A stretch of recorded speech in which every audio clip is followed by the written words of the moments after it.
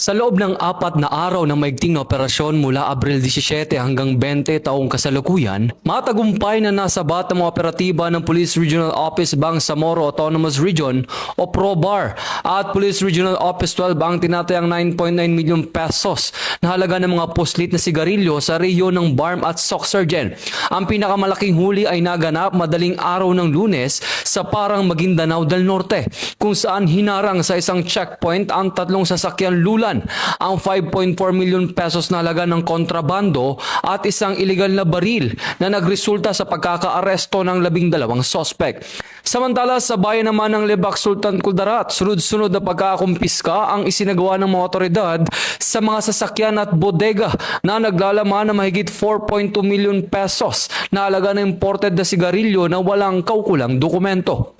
Layunin ng naturang operasyon na paigtingin ang kampanya laban sa economic sabotage at palakasin ang border security sa bansa na nakaayon sa PNP Focus Agenda. Ito ang bagong PNP para sa bagong Pilipinas, serbisyong mabilis, tapat at nararamdaman.